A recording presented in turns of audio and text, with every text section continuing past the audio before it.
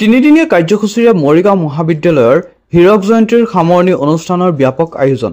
মহাবিদ্যালয়খনৰ অধ্যক্ষ ডক্টৰ লীলাকান্ত বৰঠাকুৰে জনোৱা অনুসৰি হীৰক জয়ন্তীৰ সামৰণি অনুষ্ঠানৰ লগত সংগতি ৰাখি অনুষ্ঠিত হ'ব লগা অন্তিম দিনাৰ মুকলি সভাত মুখ্য অতিথি হিচাপে উপস্থিত থাকিব ৰাজ্যৰ মুখ্যমন্ত্ৰী ডক্টৰ হিমন্ত বিশ্ব শৰ্মা। সাংস্কৃতিক অনুষ্ঠানৰ বাবে অসমীয়াৰ প্ৰাণৰ শিল্পী হাৰ্টথ্ৰব জুবিন গাৰ্গৰ সৈতে যোগাযোগ হৈছিল যদিও তেওঁক মহাবিদ্যালয়খনত নাপাই আক্ষেপ প্ৰকাশ কৰাৰ লগতে অনাড়ম্বৰ সাংস্কৃতিক অনুষ্ঠানটি জুবিন গাৰ্গৰ নামতে উৎসৰ্গিত কৰাৰ সিদ্ধান্ত লৈছে উদযাপন সমিতিয়ে। 60 বছৰ সম্পূৰ্ণ কৰাত আমি হীৰক জয়ন্তী প্ৰস্তুতি চলাইছো আৰু 1, 2, 3 নৱেম্বৰ তাৰিখে আমাৰ তিনিদিনীয়া কাৰ্যসূচী অনুষ্ঠিত হ'ব হীৰক জয়ন্তী অনুষ্ঠানটো। আৰু আমাৰ হিয়াৰ মঠো জুবিন গাৰ্গ তেখেতৰ নামত আমি এখন আমাৰ মঞ্চ উৎসৰ্গা কৰাৰ লগতে আমি শ্ৰদ্ধাঞ্জলি অনুষ্ঠানৰ ব্যৱস্থা কৰিছোঁ। যি সাংস্কৃতিক অনুষ্ঠান আছিলে আমি খুব বাহুল্যভাৱে কৰাৰ কথাটো আছিলে যদিও আমি এতিয়া তাক সীমিত কৰি লৈ আহিলোঁ। তথাপিতো আমাৰ যিটো সাংস্কৃতিক অনুষ্ঠান হ'ব আমি জুবিন গাৰ্গ স্মৰণীয় সাংস্কৃতিক অনুষ্ঠান হিচাপে আমি অনুষ্ঠিত কৰিম। আৰু আমাৰ তৃতীয় দিনাৰ যি কাৰ্যসূচী এই কাৰ্যসূচীত আমাৰ অসমৰ মাননীয় মুখ্যমন্ত্ৰী হিমন্ত বিশ্ব শৰ্মাদেৱ আহিব। তেখেতৰ কেইবাটাও অনুষ্ঠান ইয়াতে আমাৰ অনুষ্ঠিত হ'ব। আধাৰশিলা স্থাপন হ'ব 4খন মহাবিদ্যালয়ৰ। তেওঁ অসম চৰকাৰৰ তৰফৰ পৰা যি আৰ্থিক অনুদান আমাক দিছিলে সেইটোৰ কাৰণে আমাৰ কনষ্ট্ৰাকশ্যনৰ যি আধাৰশিলা 4খন মহাবিদ্যালয় একেলগে আমাৰ মৰিগাঁও মহাবিদ্যালয়তে স্থাপন কৰিব। আৰু লগতে মুখ্যমন্ত্ৰী মহোদয়ে আমাৰ মৰিগাঁও মহাবিদ্যালয়লৈ দিয়া অনুদান নিৰ্মিত আমাৰ যি ছায়েন্স ব্লকৰ নিৰ্মাণ তাৰো উদ্বোধন কৰিব তেখেতে।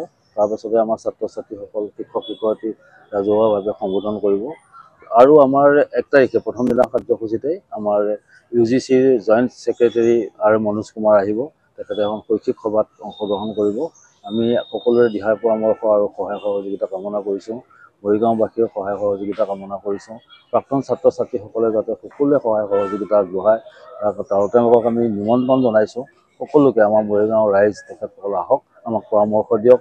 প্ৰত্যেক দিনৰ আমাৰ যি তিনিদিনীয়া বিস্তৃত কাৰ্যসূচী এই কাৰ্যসূচীত যাতে সকলোৱে উপস্থিত থাকে আমি আমাৰ মহাবিদ্যালয়ৰ তৰফৰ পৰা বিনম্ৰতাৰে অনুৰোধ জনাইছোঁ। বৰ্তমান প্ৰস্তুতি আমাৰ পূৰ্ণোদ্যমে চলি আছে। আমাৰ ফিল্ডতে আমি কৰিম। যোৱা সময়ত আমি দেখিছিলোঁ আমাৰ ছাত্ৰ ছাত্ৰীৰ সংখ্যা যথেষ্ট বাঢ়ি যোৱাৰ কাৰণে আমাৰ যি আমাৰ অডিটৰিয়াম আছে তাতে আমাৰ ঠাইটো কমি যায়। সেইকাৰণে মুকলি মঞ্চৰ ব্যৱস্থা কৰিছোঁ আৰু সেইবোৰ কাম চলি আছে। খাদ্য বিভিন্ন ধৰণৰ মানুহে আমাক সহায় সাৰথি কৰিছে আৰু নিমন্ত্ৰণৰ যিবোৰ কাম সেইবোৰ চলি আছে এতিয়া। আৰু আমি গোটেইখিনি সময়ত সম্পন্ন কৰিবগৈ পাৰিম বুলি আশা ৰাখিছোঁ।